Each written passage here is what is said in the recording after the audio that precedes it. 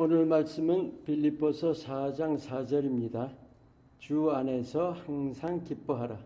내가 다시 말하노니 기뻐하라. 하나님께서 복 주신다는 말씀, 아브라함에게서부터 구약의 모든 선지자들 통해서 또 신약의 사도들을 통해서도 하나님께서 끊임없이 주셨던 말씀이에요. 그런데 이 복이라는 말씀이 영적인 복을 말씀하시는 건데, 우린 그 복을 물질적인 또 육신적인 것으로 여기게 되기가 쉬워요. 물론 영적인 복 안에 물질적이고 육신적인 거 모든 거 다 포함되는 거죠.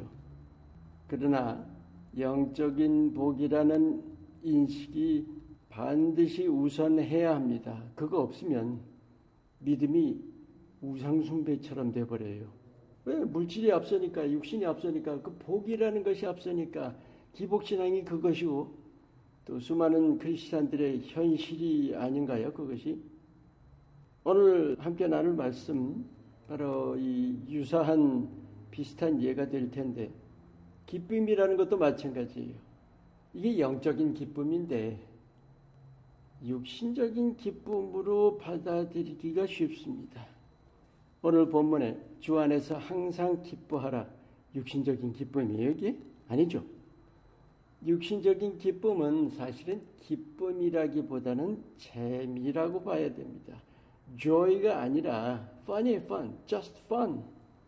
우리가 중요하게 돌아봐야 할 일, 기쁨이냐 재미냐, 우리가 지금 뭘 지금 바라보고 있는가 하는 거예요. 무엇보다도 기쁨은 마음의 일입니다.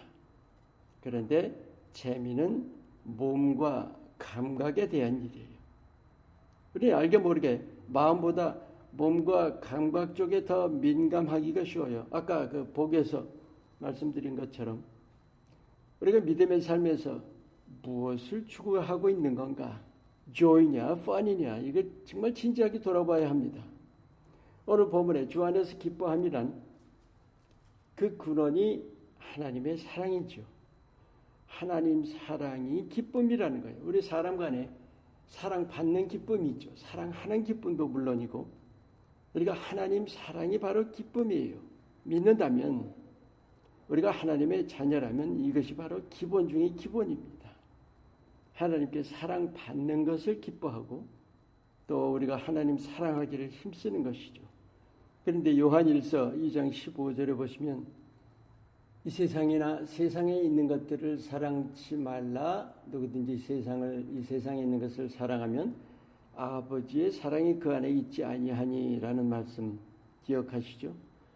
다른 말로 해서 재미를 추구하는 한은 우리가 하나님 사랑 안에 있는 기쁨을 누리지 못합니다. 사실은 재미가 우상이 되는 거예요. 정말로 이게 우리 눈에 잘 보이지 않는 아주 생생한 현실입니다.